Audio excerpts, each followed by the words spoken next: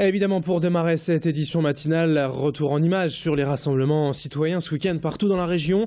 On estime à plus de 70 000 le nombre de personnes venues manifester contre le terrorisme hier et samedi dans plusieurs villes du Nord-Pas-de-Calais.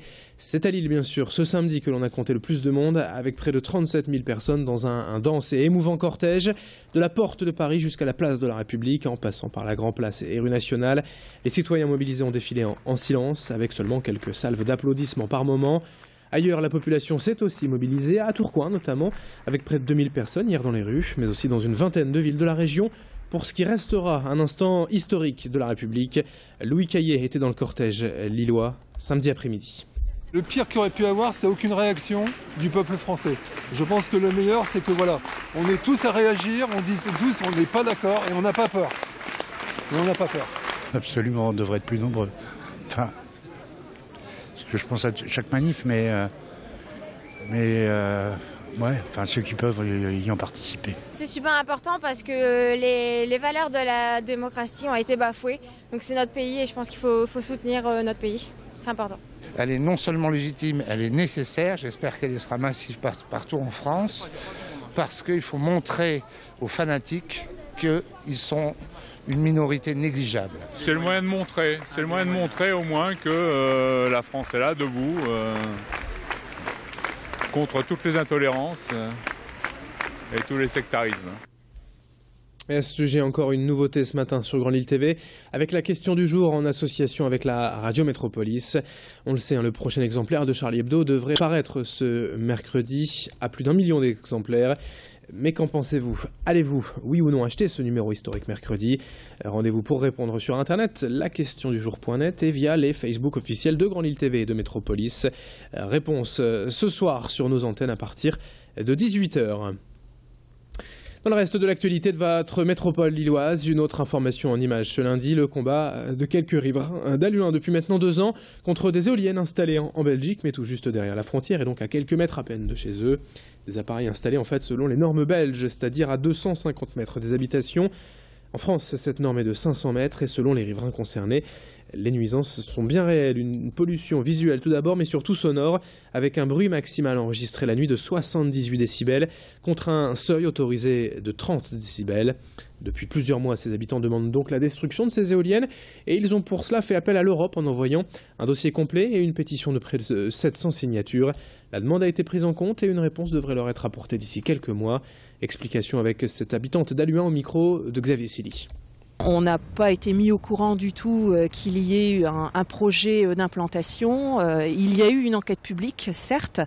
La ville de Menin à l'époque avait envoyé des courriers en recommandé. Alors il faut savoir que les recommandés belges ne sont pas les mêmes que les recommandés français. Donc forcément on n'a pas la preuve que le courrier est arrivé en France. Donc l'enquête publique a été que pour quelques jours au mois d'août, donc l'année d'avant, donc en 2012. Et personne n'a été prévenu. Et puis on s'est retrouvé le bec dans l'eau en janvier en voyant ces 2 éoliennes s'implanter comme un champignon. On enchaîne dans ce journal avec quelques images d'une nouvelle exposition à voir en ce moment à l'Art Top Gallery à Lille. L'artiste français JC y expose ses sculptures murales jusqu'au 15 février. Ancien créateur de bijoux, il se consacre depuis 10 ans maintenant à la peinture et la sculpture. Son travail tout en trompe-l'œil associe le relief de différents matériaux, le bois, le métal, la corde et divers objets de récup, à une peinture au couteau laissant apparaître les matières. Ses œuvres ont pour thème entre terre, ciel et mer, et c'est ainsi que l'on retrouve beaucoup de carlingues d'avions, des portes de conteneurs ou des compositions industrielles. C'est à l'Art Top Gallery à Lille, rue de la Monnaie, et on en reparlera tout à l'heure dans une prochaine édition. On va terminer maintenant ce journal avec la semaine spéciale étudiants. Et aujourd'hui, on consacre 1 minute à l'EDEC Business School, l'une des meilleures écoles de commerce au monde, dans les meilleurs classements mondiaux chaque année, notamment pour sa recherche et son excellence académique. 5 campus pour l'EDEC, à Lille bien sûr, à Nice, Paris, Londres et Singapour. 650 professeurs à travers le monde et 91 nationalités sur ces campus. Vous le savez, le campus lillois a déménagé du centre de Lille, boulevard Vauban, il y a quelques années pour ce grand campus moderne et arboré à Croix. 25 000 diplômés dans le monde pour cette grande école lilloise.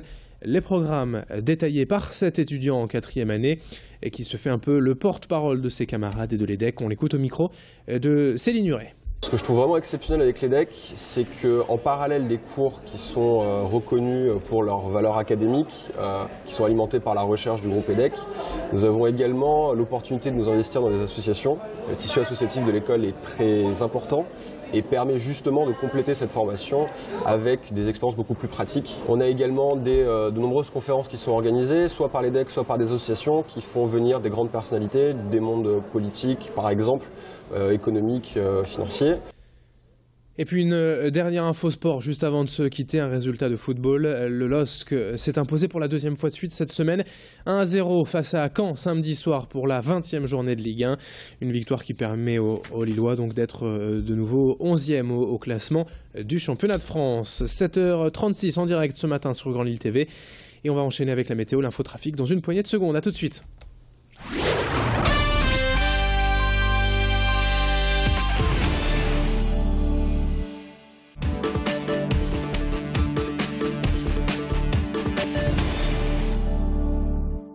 Que tout un chacun se sente dans cette société